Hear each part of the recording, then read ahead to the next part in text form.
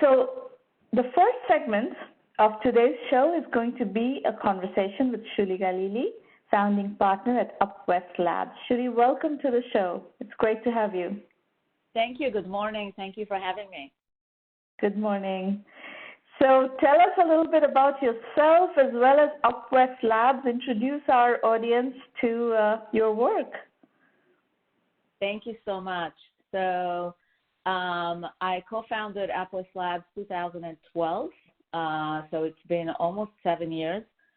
We've been really building a platform and a fund to invest and support very early stage pre-seed and seed founders, primarily out of Israel. We are based in Palo Alto, Silicon Valley, and have been so far invested in over 70 companies. And we're on our third fund, where we are heavily focused on several industries, but really because of the stage we invest, we are very, very founder focused and obviously market focused. It helps that we are here based in Silicon Valley, and we are obviously spending a lot of time in Israel on the ground as well. But we've kind of been the bridge for a lot of entrepreneurs who are looking to access the U.S. market as soon as possible.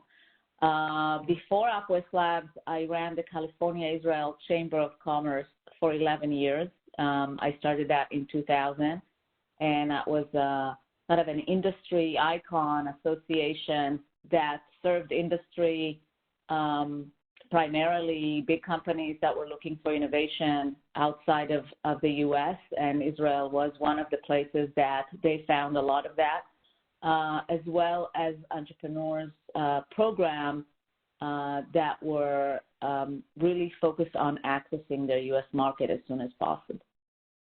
So how this big is my background. Yeah, great. How big is the fund, the third fund of UpWest now?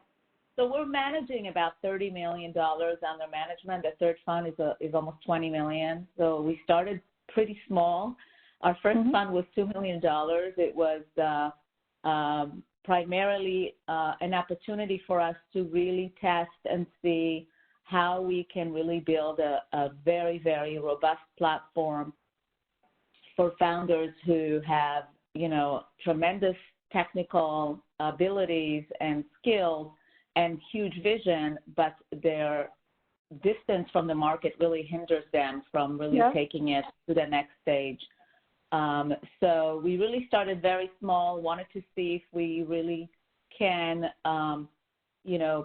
build this and scale this later on. And so this is what we've been doing for the last 7 years. And it's been really a great journey and huge privilege to be able to be part of it. Now, how do you define pre-seed and how do you define seed? Because as you know, we are seeing a very big change in the early stage ecosystem these days, whereby there is, there's a lot of fragmentation and segmentation going on in the pre-Series A stage of funding. So there is now pre-seed, seed, post-seed, pre-Series A, post-seed, small Series A, large Series A, etc. So how do you, in your definition, in your worldview, what is seed?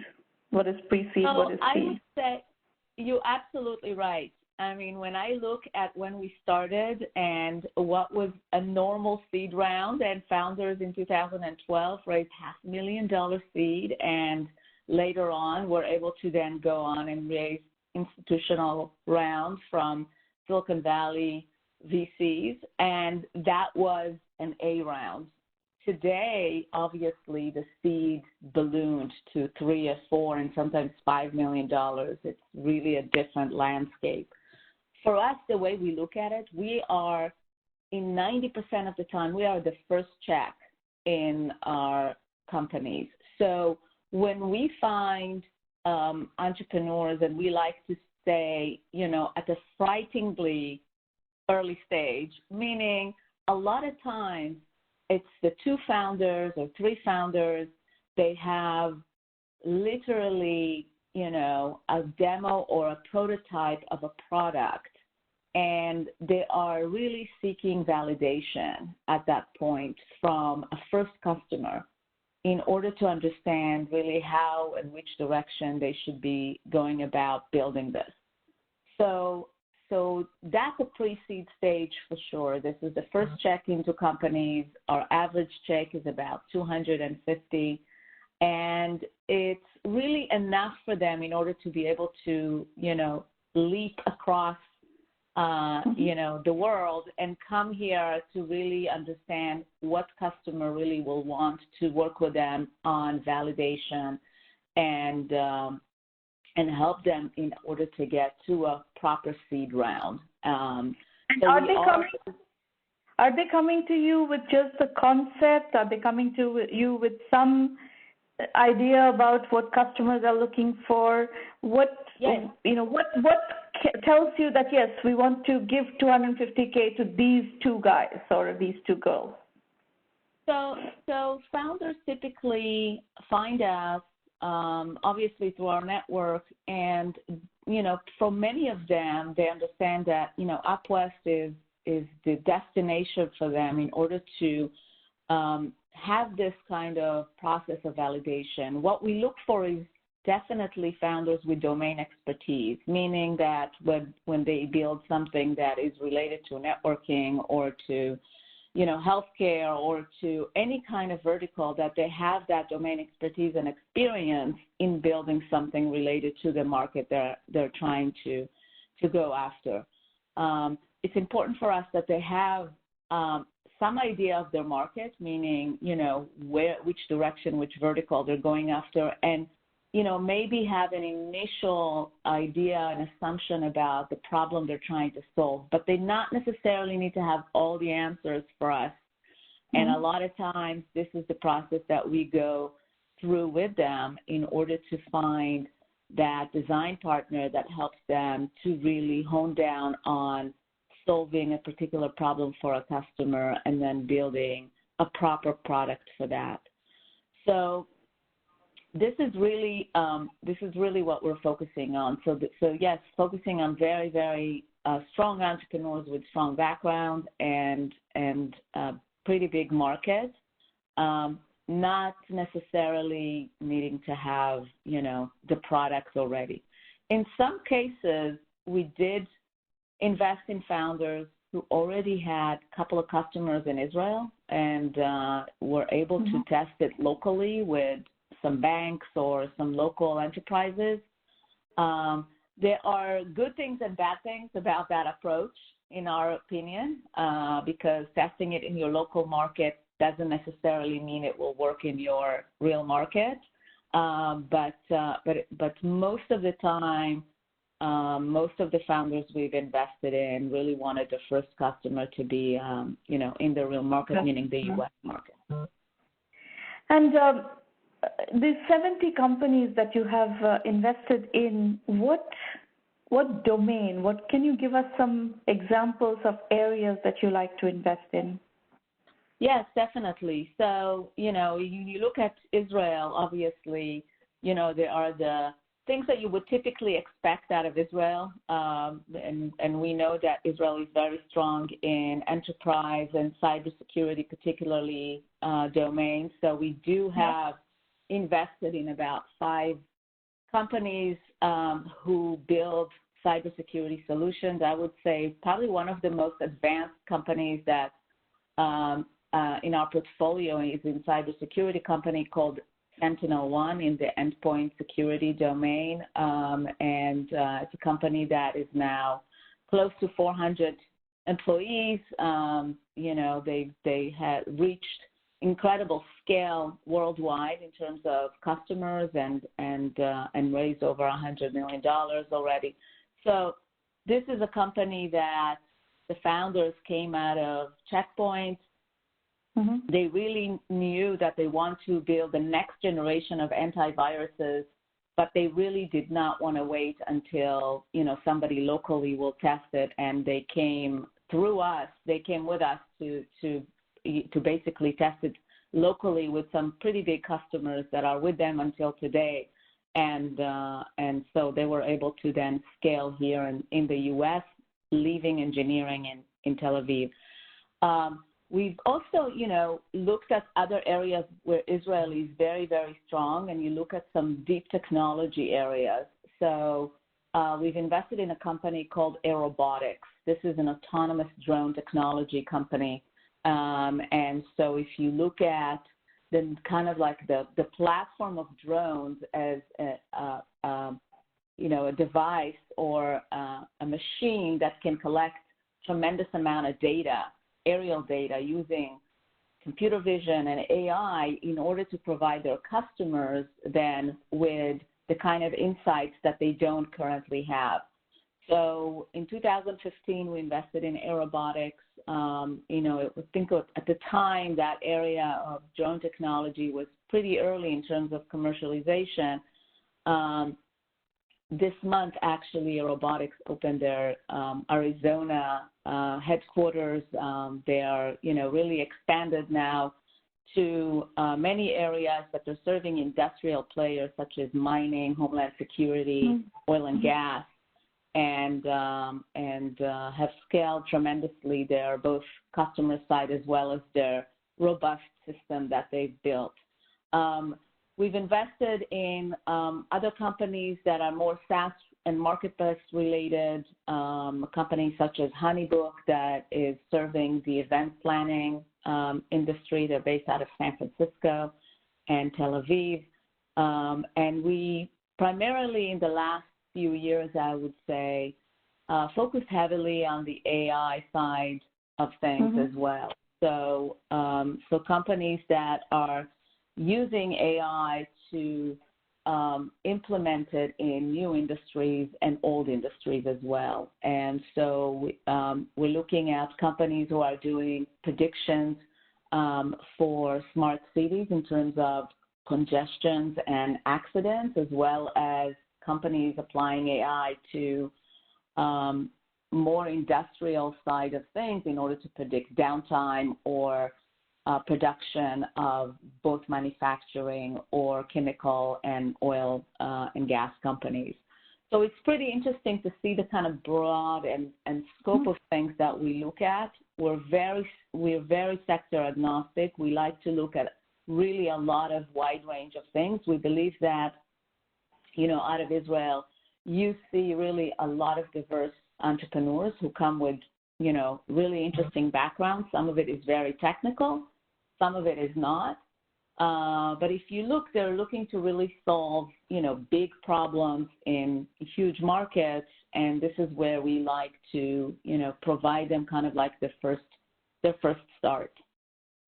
And it sounds like you're mostly doing B2B. Is that a reasonable point? I would say that most of our companies are B2B. We do have a few companies that are more in the consumer side, most recently, in the esports domain. But I would say we've done mostly B2B in the last few years, yes.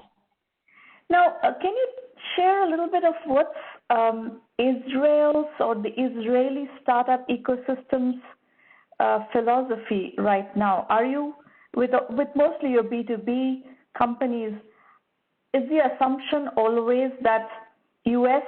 is the market that you're going after, or you're going after other markets as well, like the European markets or the Asian markets?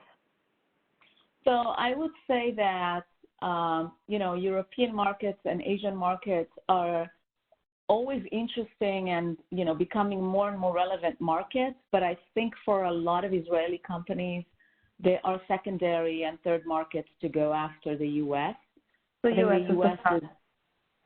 U.S. is always the kind of the first market. I think for 90% of the companies that we see, they're looking at a market that is, very large, very cohesive, and and much easier to access. For some companies, Europe is close and maybe a good place to start. from our experience, it's a good place to go after you've conquered kind of like the U.S. market. Well, and I think the beauty of the U.S. market is the U.S. market knows how to buy early stage technology, and that is not necessarily true for all the other markets we're talking about. They're learning. It's not like they don't know. They're learning, and some of them are interested. But the U.S. market is a lot more mature system of how to bring in early stage technology into their systems. Absolutely. We see that. As well. I mean, the early adoption here of technology in customers that are open to try and to test new things and new innovation is really a tremendous asset for startups that are starting out and they want to, kind of navigate new areas and test their things. And I think, maybe for some companies, it's safe to start elsewhere. I could tell you that, aerobotics started in Australia because it has such big mining industry. So that was their first market where they were able to really, capture the attention of a lot of great customers. And then the U.S. obviously followed. But I think for most companies, primarily if you're building, enterprise or SaaS-related companies, then the U.S. is a really safe bet. Well, and you mentioned cybersecurity. Israel has always had a long track record of cybersecurity startups, and it's a very active area. It has always been an active area. It's an extremely active area now. What are you seeing in your companies in terms of penetrating cybersecurity customers? Partly because from what I'm hearing from a lot of the larger buyers of cybersecurity is that they are overwhelmed by the number of vendors out there, and that's very, tough for small companies to penetrate that, large number of vendors, the vendor selection process, and to actually get to the buyer in large enterprises. How do you deal with that? Yeah, it's definitely a challenge. I would tell you that I think in the last 2 years or 3 years, we've scaled back our cybersecurity investments for that reason. But we did invest recently in a very exciting company in cybersecurity that is kind of taking on a more kind of different approach, and they're super agile and very using autonomy and very I would say sophisticated way to approach customers and to get them on board. But I agree with you that in the last 3 years we've seen so many cybersecurity companies, and it was very hard to determine what will stick and what will not. And you see the overwhelmed CISOs in big companies that have to sift through many solutions. And I do question, how these companies are going to be able to scale, seeing that there's a lot of super competitive landscape out there. Are you, as part of UpWest, is there a panel of CISOs who look at your companies? Yes, we work with, I think we work with a lot of the industry, CISOs in both, here locally in Silicon Valley as well as across the U.S. And I think, they are experienced and they're so entrenched in understanding how to work with both ourselves and other players who have access to, funnel of solutions out of Israel. So we do have a lot of relationship in the ecosystem of both cyber, but not necessarily only that. I mean, we have companies that are building infrastructure technology not related to cyber in enterprises, and we've had great opportunity to work with the big players to be able to both advise and look at founders at the early stages in order to kind of guide them into, what it is that they need to do long term in order to build a really great solution for enterprise. And you mentioned your investments in AI. Of course, everybody, all investors are reporting right now that they're interested in AI and are seeing great deal flow in AI. Could you give us a flavor of what are you seeing in the deal flow vis-a-vis AI? What kinds of companies are you seeing, and what kinds of companies attract you in the AI domain?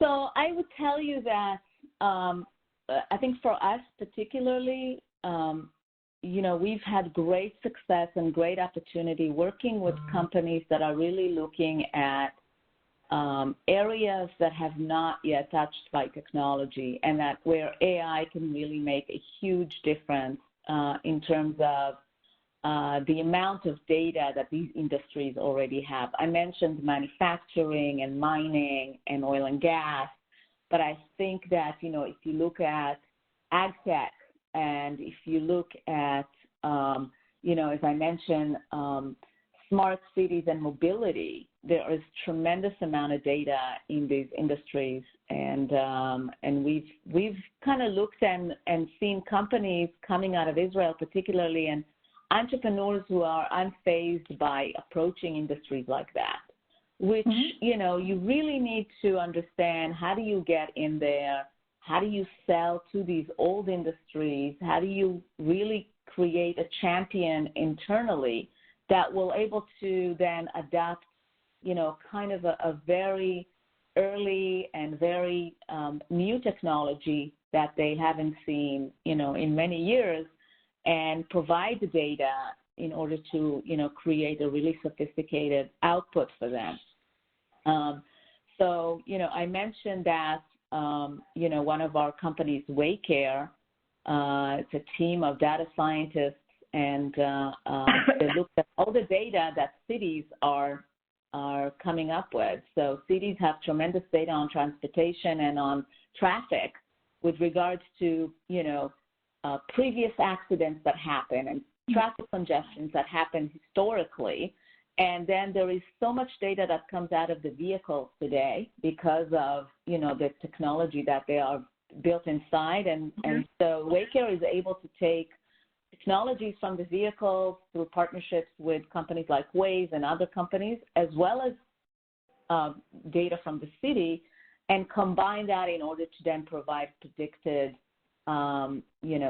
solution for the cities and where accidents are going to happen in the next few hours, and how to deploy, therefore, their highway patrol and other resources in the city in order to prevent all of these congestions from happening. And it's very interesting to see them actually live working today in Nevada and in other states. And it's great to see that cities are really opening up to adapting technologies like that. And so this is, yes. One of my observations is that this hotshot machine learning engineer from Technion doesn't always have the domain knowledge with which to bring AI into a particular industry sector, whether it's insurance or retail or fashion or aeronautics or whatever. There is a domain bridging that needs to happen. So when people think that, okay, I'm going to go into such and such domain and upend everything that's going on in that domain by applying machine learning, I think it would be very helpful for them to go recruit somebody who's a domain expert in that domain, one or two people who can really help them understand what happens in that domain, what are the workflows, what are the problems, and how to sell into that domain, right? Absolutely. Absolutely. And so if you see, a lot of AI companies that are, I think, popping everywhere outside of Silicon Valley, I think it's very, very healthy. And when I mentioned, aerobotics going into the mining business, and completely different workflow. How do you really, go into an industry like that? Don't forget that a lot of Israeli founders, although, they came out from great educational background, they spent sometimes 3, 4, 5, even 10 years building systems for the Israeli military. Right. So they had very hands-on approach, working with very sophisticated systems in the field, in conditions that are not necessarily lab conditions, but they're very, harsh conditions. And I think because of that, for them to go into, areas that are, for oil refineries or mining or farming is not really, a scary thing for them. And so therefore, they are really looking to go into areas like that. And I think that's where the opportunity is in the future in these industries. On that note, thank you, Shuly. Great conversation. Thank you for sharing the details of what you're seeing. Thank you for spending the time with us. Absolutely. Thank you for having me, and keep up the great work. I love what you're doing. Thank you. Thank you. Appreciate it.